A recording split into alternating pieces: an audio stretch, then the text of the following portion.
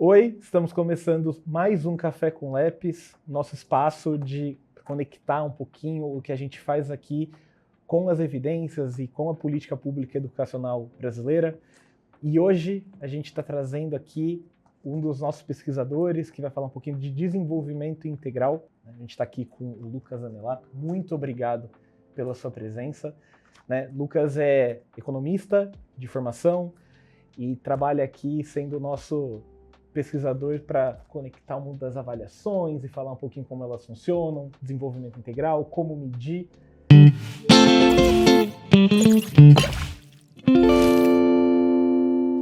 Então, enfim, sem mais delongas, queria que você se apresentasse, queria que você falasse um pouquinho de você para a gente começar aqui o nosso bate-papo. Obrigado, Fernando.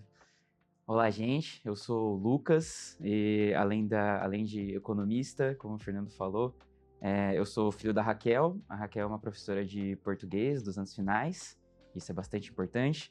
Eu também sou aluno do Daniel, que vocês conhecem largamente, isso também é muito importante porque eu vou falar. E eu também trabalho junto com uma equipe muito grande, composta não só de economistas, e isso também vai ser muito importante porque eu vou falar. Então, muito obrigado, é um prazer estar aqui.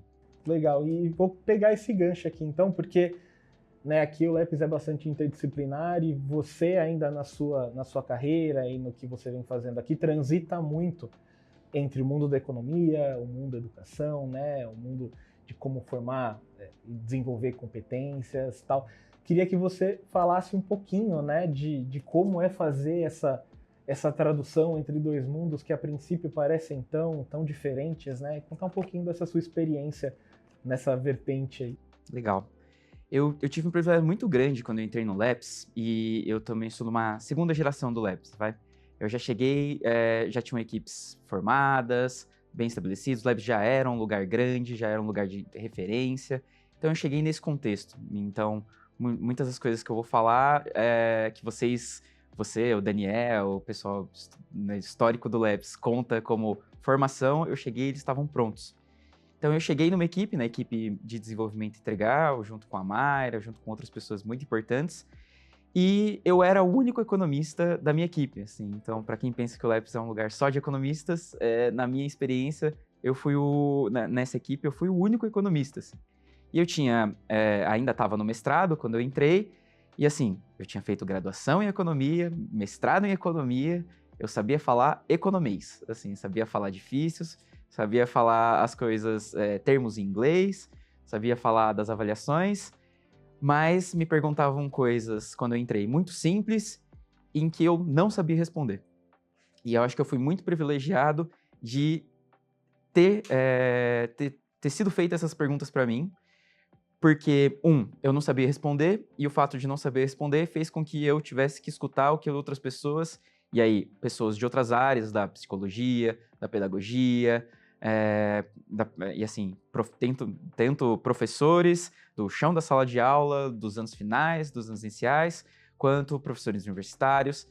Então, ao tentar responder, e eu estava abertamente querendo responder essas perguntas, eu tive que escutá-las, e ao escutá-las, eu entendi que a gente tinha muita coisa em comum com linguagens diferentes.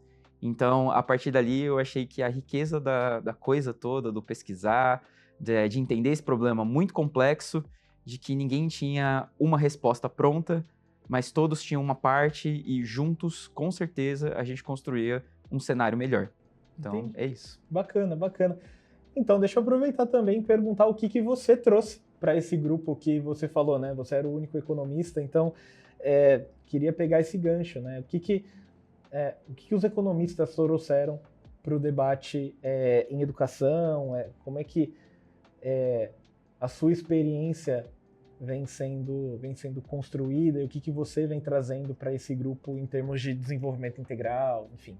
Eu acho que a minha adição vem tanto do que eu estudei em economia, quanto um pouco da minha trajetória enquanto olhar para o mundo, assim.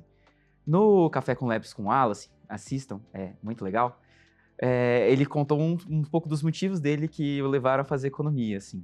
Aí eu tive uma professora na graduação, a Fabiana Rocha, que ela falou que todo mundo que faz economia porque gosta de matemática, história e quer salvar o mundo. eu não fujo à regra, eu quis exatamente isso. E, bom, ao ponto que você vai estudando economia, você vai aprendendo muitas técnicas, muitas coisas. Só que o mundo real, assim, as coisas que você olha, principalmente numa perspectiva dos problemas mais frágeis da sociedade, eles ficam com grandes gargalos. Quando eu entrei no LEPS, e o gargalo educacional é o gargalo que mais me preocupa, é o gargalo que eu acho mais importante, e aqui eu não sei se eu estou certo, mas eu acredito fielmente que é das coisas mais importantes que a gente como sociedade deveria desenvolver. Eu acho que o que eu trouxe, muito humildemente, foi tentar trazer um olhar para rigorosidade de algumas conclusões que a gente chega. No LEPS, a gente não só, mas avalia muitas iniciativas, muitos projetos, muitas intervenções, e avaliar é uma responsabilidade muito grande. Avaliar, no fundo, a gente diz se uma coisa está funcionando ou não, se uma coisa é boa ou não, se uma coisa fez o que se pretendia ou não. Eu considero isso uma responsabilidade muito grande. A gente não só pessoalmente, como sociedade, deveria cuidar muito bem do que a gente avalia, do que a gente diz que é bom ou ruim. Eu acho que o que eu sempre tentei fazer foi que a gente mantivesse um rigor entre o que a gente diz que é bom, o ruim, e o que eu trabalho mais proximamente com dados, mas não só, mas o que os dados mostram pra gente, o que é bom ou ruim, se a gente está indo no caminho certo ou não, o que eles estão trazendo que a gente não está vendo, e o que eles estão nos dizendo como uma história que a gente ainda não sabe. Entendi, acho que seu desafio aqui é super, super, super complicado, né? Trazer um pouquinho desse aspecto de como avaliar e com essa responsabilidade, né, de sempre trazer a resposta mais honesta, né? E que a gente sabe que muito do que a gente faz aqui e principalmente no debate educacional, as consequências sempre são muito grandes, né? Então, é bom ouvir teu relato nesse sentido. E eu queria aproveitar, então, essa deixa para perguntar para você um pouquinho das suas pesquisas, né? Eu sei que você veio trabalhando muito tempo com dados de Sobral, né, de uma pesquisa que a gente tem feito lá, falou um pouquinho sobre competências socioemocionais, falou um pouco sobre o efeito da pandemia, né, e o que aconteceu com esses jovens, né, nessa etapa que foi tão crucial na vida de todo mundo, mas principalmente aqueles que ainda estavam na escola. Então, queria que você falasse um pouquinho, né, até uma chance de trazer essas evidências que você trouxe pra gente, que foram muito legais. Enfim, conta aí o que você achar que deve. Legal, eu gosto disso. Bom, a minha pesquisa relacionada com o Longitudinal de Sobral, com a pesquisa que o LEPS fez em Sobral, é uma pesquisa que eu tentei olhar, junto com o professor Daniel, quais eram os determinantes de uma das competências socioemocionais, que é a resiliência emocional, que é uma competência socioemocional muito correlacionada com saúde mental. Então, dada algumas hipóteses, a gente pode pensar que quais eram os determinantes da saúde mental ao longo dos anos finais, que é uma etapa muito cara para mim. Eu gosto muito de estudar essa etapa, é uma etapa particular para o LEPS, inclusive. A gente tem um documentário, assistam, é muito legal. E eu queria olhar para os determinantes da resiliência emocional. O estudo de Sobral ele tem uma característica muito particular, que ele tem os estudantes em um ano, e outros estudantes a gente acompanha ao longo do tempo. E a ideia grande do estudo, ideia do professor Daniel e comigo ajudando, a gente acompanhou e comparou esses estudantes que passaram pela pandemia, eles passaram na pandemia quando eles estavam no 7º ano, com os estudantes que não haviam passado pela pandemia.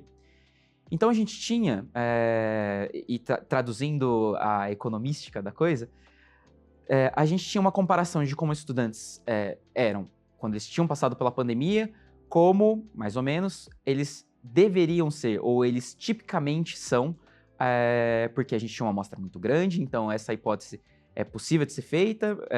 Então a gente conseguiu comparar como os estudantes eram quando eles tinham passado pela pandemia, como eles tipicamente eram antes da pandemia. E essa comparação fez com que a gente tivesse alguns dados. Uma parte deles apontou a preocupação. A pandemia foi, de fato, um momento ímpar na vida de todas as pessoas do mundo, e particularmente dessas pessoas que a gente estava estudando. A gente tem dados que são alarmantes em relação, por exemplo, às quedas no bem-estar. A gente tem um bem-estar que ele, na média, assim, caiu 30%, ou seja, os estudantes que passaram pela pandemia estavam 30% piores do que eles estavam no quinto ano.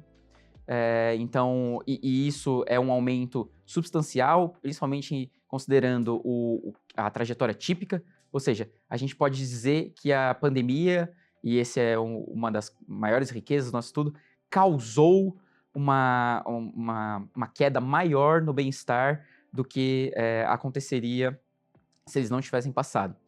E uma das coisas bem importantes desse estudo é que esse efeito não foi homogêneo. Esse efeito ele foi muito mais forte sobre as meninas do que sobre os meninos. Por questões múltiplas e relacionadas à forma como a sociedade lida não só com as adolescências, como com os gêneros, com a misoginia, com o racismo, com o machismo. As meninas tiveram um efeito muito maior do que os meninos.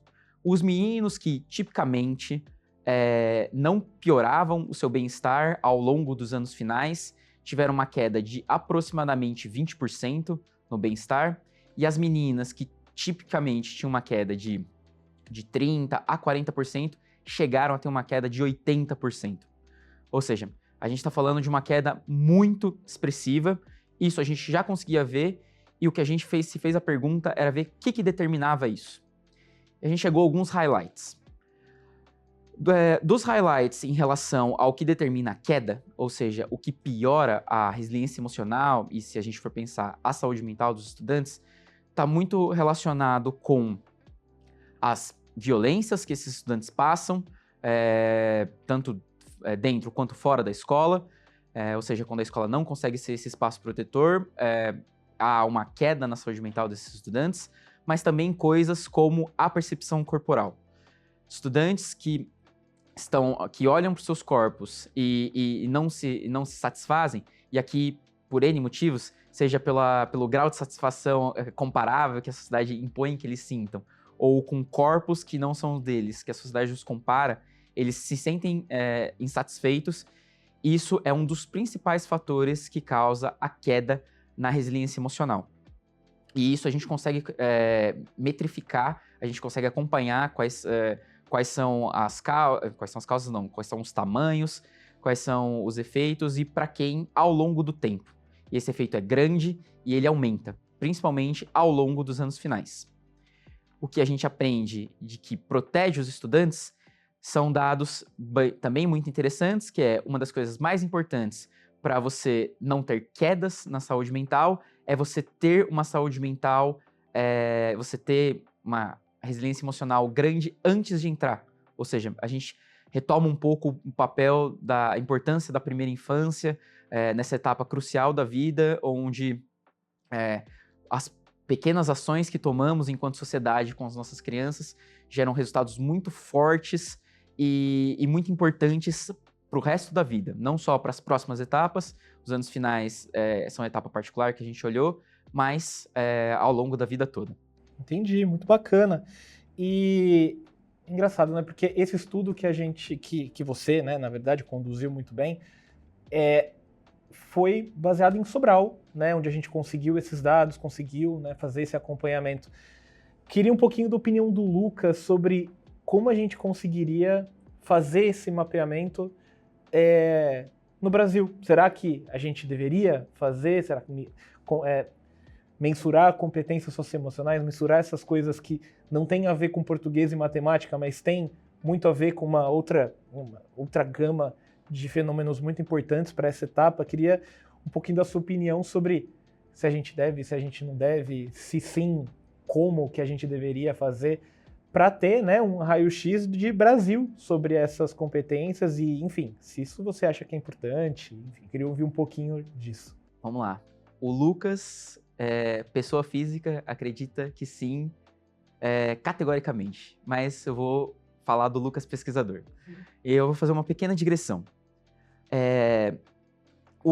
As sociedades, quando elas vão organizar seus sistemas educacionais, elas montam seus currículos dizendo o que é a escola e o que a gente pensa como sociedade, como a gente quer formar nossos indivíduos, o que nós queremos que eles saibam, o que nós queremos que eles desenvolvam, monta nosso currículo baseado nisso e monta as nossas avaliações para saber se a gente está cumprindo com os nossos objetivos.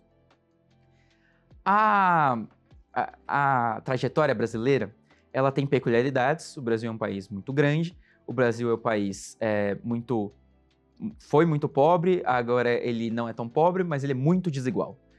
E a trajetória do Brasil foi que o Brasil tinha problemas grandes relacionados a ingresso, a gente tinha muitas pessoas fora da escola, e a gente fez um esforço muito grande para colocar as pessoas dentro da escola. Depois a gente pensou na qualidade dado que todas as pessoas agora estavam dentro da escola, a gente começou a pensar qual era a qualidade do que estava sendo desenvolvido.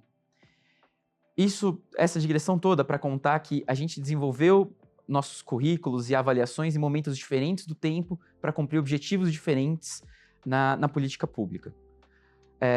Quando a avaliação não responde ao currículo, a avaliação se torna o currículo.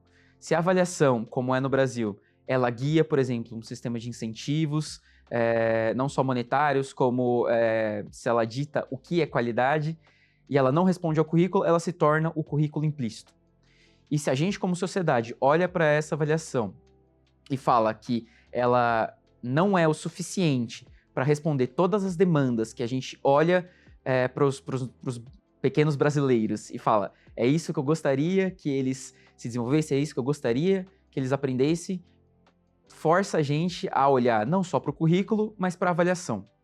Então, acho que a resposta longa para isso acho que a gente primeiro deveria pensar qual que é o papel da escola, o que a gente pensa que a escola deveria desenvolver. Na nossa Constituição, no artigo 205, diz que o papel da escola é desenvolver pela plena cidadania, para o mundo do trabalho, para a vida adulta de maneira geral. Nós queremos indivíduos que se desenvolvam plenamente. Agora, o que é isso? Tradução em currículo. É um desenvolvimento que não é só o desenvolvimento que a gente poderia olhar para português e matemática. Claro que eles são importantíssimos, eles são parte, mas o pleno desenvolvimento é maior do que isso. E se a gente quer olhar para um currículo que tenha isso, e principalmente pensar numa avaliação que consiga dizer sobre isso, que consiga ver se a gente de fato está cumprindo com esse objetivo de pleno desenvolvimento, a gente precisa sim olhar para competências socioemocionais. Não só para competências socioemocionais, mas para desenvolvimento integral de maneira geral. Claro que não é uma tarefa simples, esse laboratório existe também por conta disso, para falar sobre isso, para pautar essa questão, mas eu acho que ele está inserido nessa pergunta que a sociedade tem que fazer, que é para que a escola serve, o que ela quer desenvolver, que indivíduos nós queremos no final. Isso é interessante, porque você tocou, né, no assunto da Constituição. A Constituição é de 88, né? Então já está lá, desde 88, o que a escola deveria fazer, enfim, para que ela deveria se propor. A gente tem um currículo, né, nacional, um currículo comum, que é a BNCC, que é de 2017. E mesmo assim, a gente ainda vê entraves, né, para a implementação de um currículo que preze pelo desenvolvimento integral e por avaliações que olhem para além de português e matemática. Quer dizer, a gente tem ali, para ser menos rigoroso, vamos pegar da BNCC para cá, de 17, tem quase 10 anos. Por que ainda é tão difícil implementar não só um currículo, mas depois disso, uma avaliação que preze por tudo isso, né? Sendo que acho que a gente já está entrando em um acordo de que isso é importante. Pergunta simples. Bom, eu acho que a gente, tal qual os dados, o dado mais relevante é aquele que, tal qual o nosso leitor, que é quando a gente vai escrever um texto, o texto mais importante é aquele que o nosso leitor entende. Então, o dado mais importante é aquele que a pessoa no qual a gente vai dizer nosso dado entenda o que ele signifique.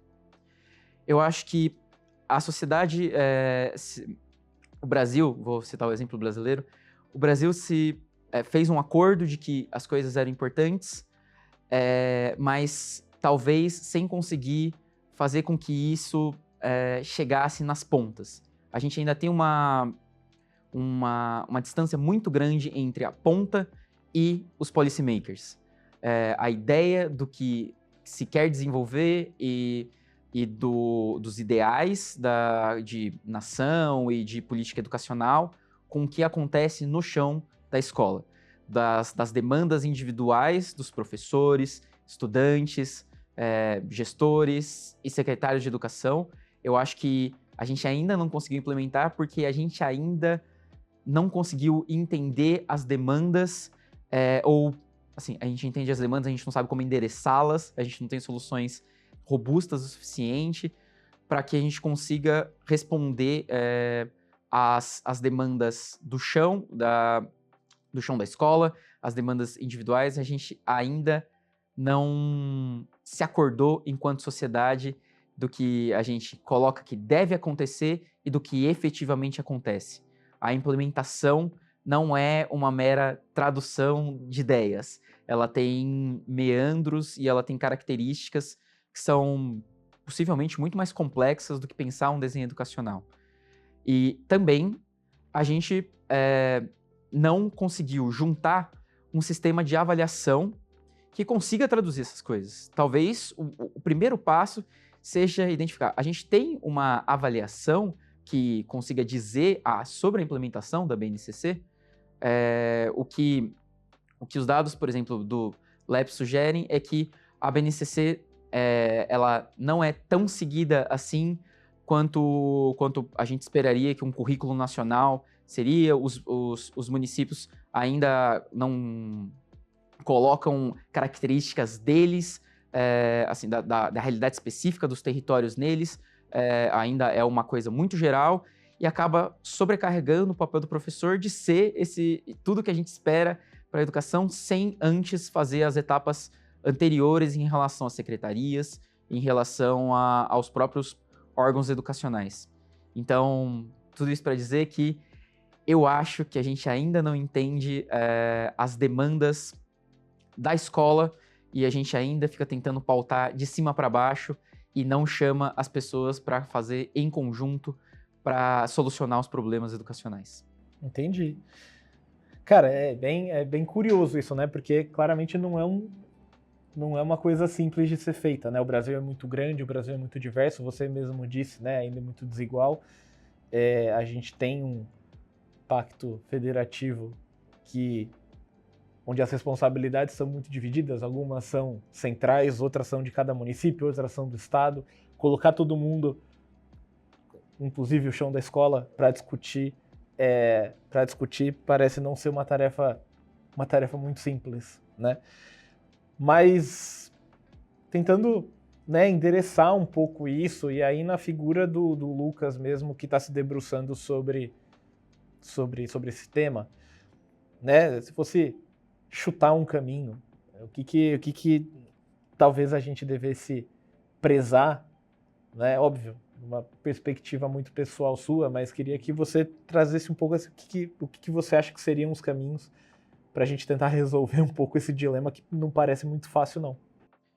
Olha, também é uma pergunta bastante difícil, mas eu acredito que, bom, parte dos dados que eu mostrei, parte dos dados que eu falei, por exemplo, no estudo Sobral, eles mostram uma característica que eu acho que a gente podia avançar como sociedade. Eu mostrei dados que são binários, por exemplo, de meninos e meninas, e parte dos nossos dados, eles contam histórias sobre as pessoas mais vulnerabilizadas, mas ainda é restrito. Ainda existem existências que não são descritas nesses dados e que eles podem ser.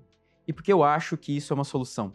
Porque se a gente entende melhor essas outras existências, por exemplo, outras formas de se viver a adolescência, esses outros grupos vulnerabilizados, a gente olhando as demandas deles, a gente consegue, e eu defendo que isso seja via dados, entender quais são as demandas, entender o que se precisa para que a sociedade consiga responder melhor as demandas desses indivíduos que precisam mais e a gente consiga, como sociedade, tornar a escola uma potencializadora de equidade dentro do Brasil, para que isso torne, no final, a vida das pessoas melhor. Lucas, a gente está chegando no final dessa nossa conversa, mas não queria terminar esse nosso papo sem você, depois de tudo que você trouxe, depois de tudo que você explicou aqui pra gente, deixasse uma mensagem, tanto para quem está no dia a dia das escolas, tanto para quem faz política pública, tanto para quem está ouvindo a gente do YouTube, sobre a importância de a gente mensurar e entender essas competências diferentes de português e matemática, como que a gente pode olhar para esses dados desse desenvolvimento dos jovens. Queria que você deixasse uma mensagem final, tá? E se possível, também já dar tchau, se despedir, enfim. Obrigado. Muito obrigado. Bom, mensagem final. A escola, eu acredito que seja uma das instituições mais importantes que constituem a nação brasileira e o mundo. Eu acho que a escola é uma das organizações mais potentes que a sociedade criou e eu acredito fielmente que a gente pode tornar a escola um ambiente ainda mais potente e que a escola possa ser esse lugar transformador, emancipatório, e um espaço de cuidado, acolhimento, desenvolvimento, que não seja restrito às ideias antigas que a gente tem sobre o que é se desenvolver, mas que possa ser aberto a ideias novas. E eu acho que um recado para gestores, pais e todas as pessoas que lidam com isso, é difícil ser adolescente, é difícil ser criança, é difícil passar pelos percalços da vida sem suporte. É muito importante esse suporte, é muito importante que a escola seja um desses lugares, mas que, principalmente, não olhemos para as coisas que acontecem ao longo da vida, seja em relação aos machismo, misoginia, às questões sobre saúde mental, e que nós não olhemos para isso e falemos que é normal. Tem um texto da Marina Colasanti que a gente já se acostuma, mas não devia. Então eu acho que a mensagem final é que nós nunca nos acostumemos às coisas ruins que acontecem e que podem, por mais difícil que seja, serem mudadas. Muito obrigado pela sua fala, foi super legal. Fico muito feliz de você estar aqui no time do LEPES, fico sempre muito feliz de ver o que você está fazendo. E para vocês aí de casa, muito obrigado pela presença. Acompanhem a gente nas redes sociais, acompanhem a gente nos próximos episódios do Café com LEPES, em tudo que a gente vem fazendo. A gente é super empolgado e super feliz de trazer o que a gente vem construindo aqui para vocês. E é isso. Até a próxima e